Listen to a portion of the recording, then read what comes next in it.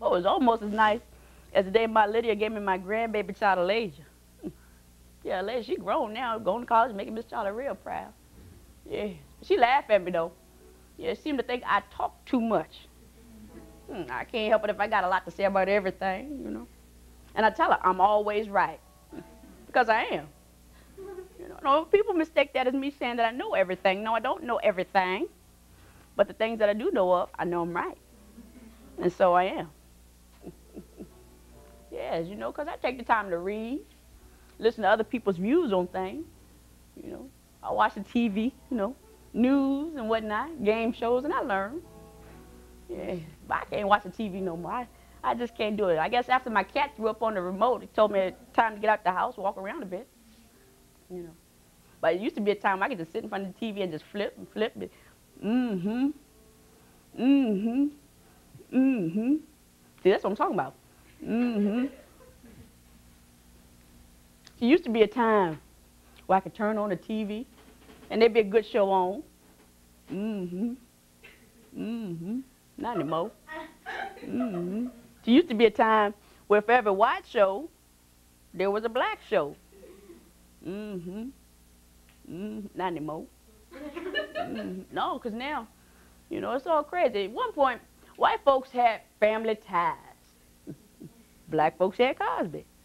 Mm-hmm. White folks had the Bunkers, you know, all in the family. Black folks had the Jeffersons, you know. White folks had the Beverly Hillbillies. Black folks had Good Times. You see what I'm saying? Oh, that's right, but now it's all messed up. It's all messed up now, because now, you know, white folks got America's Funniest Home Videos. Black folks got the Rodney King beat.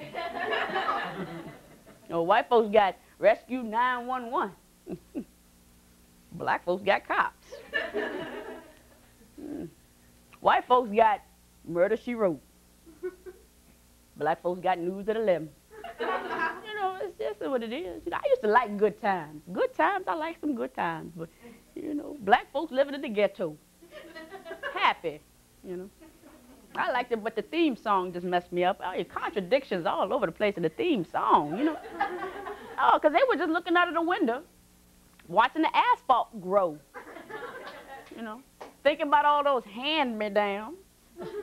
Good time. You know. Keeping your head above water, making a way when you can. Temporary layoffs.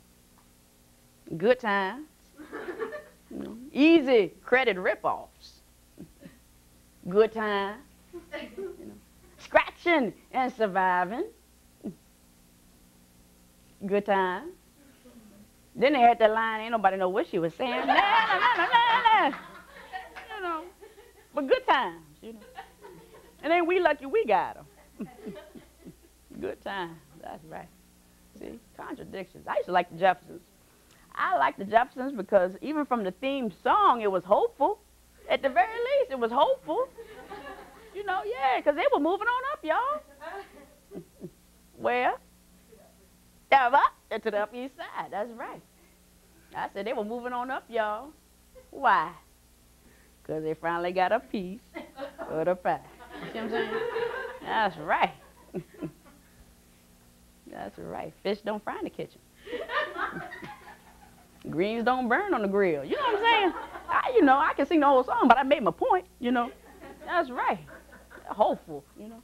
But now it's all messed up. It's all mixed up and everything, because you can watch TV now and see racism and sexism everywhere you see it. 13, 15, 30 seconds on the TV commercials. Y'all seen it.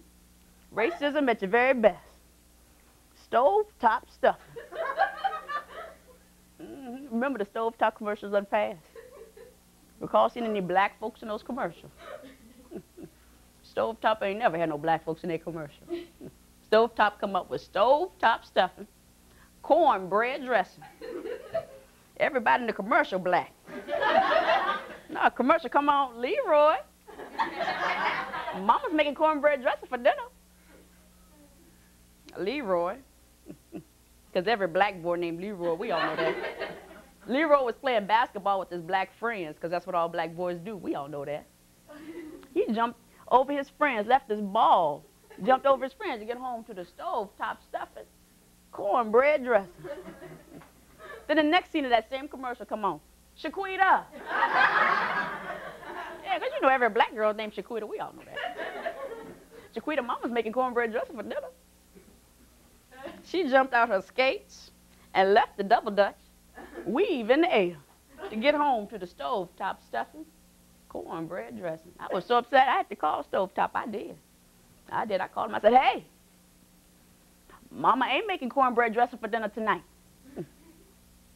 She making croissants to go with them there chitlins. That's right.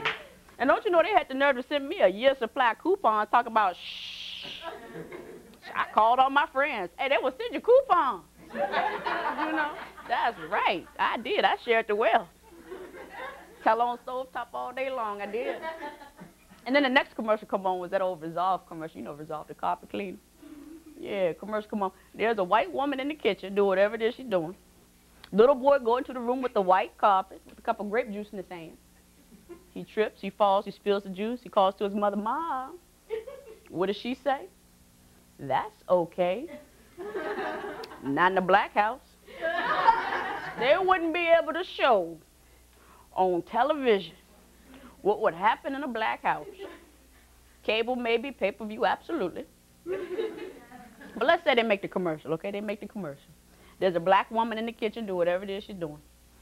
Little boy go into the room with the white carpet, the cup of grape Kool-Aid in his hand. Oh, keep it real, keep it real. The first question is, what is he doing in the room with the white carpet? Because you know that's the grown-up room. You don't go in there until you're grown up. Grown-ups have to take the shoes off to go in the grown-up room.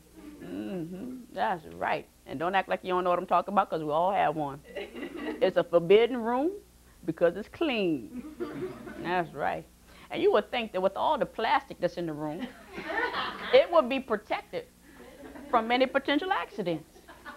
Oh, yeah, because there's plastic everywhere. There's plastic on the couch, on the coffee table, on the end tables. Plastic on the lamps, on the lampshades. Plastic on the big Bible that's on the coffee table. Plastic on the little Bible, on the big Bible that's on the coffee table.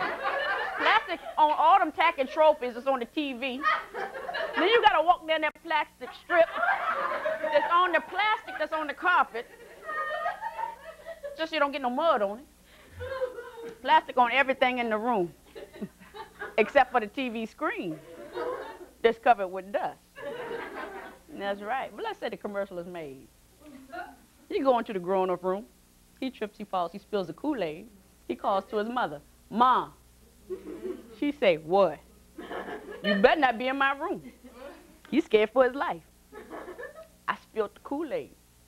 Oh, that's okay. I don't mind beating your ass. That's okay. Now, I got other children. I can spare you. That's okay. You know, you can't show that on TV. You know, that's what I'm talking about. Yeah.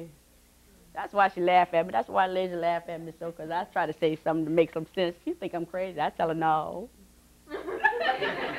It don't work with her. Yeah, but she gets so much more into it because she want to be an actor, director, writer, producer, something. She don't know. I don't know. Until she know, I won't know, you know. But, yeah, she would get so much more into it. Yeah, because I took the courses. And I had this media crit teacher, media criticism. This woman was crazy. She was always on her racial soapbox about something. And I swear for God, all her students thought she was on crack. Oh, yeah, yeah. And had the nerve to be invited to a white university for a race and television seminar. And spoke. They didn't know.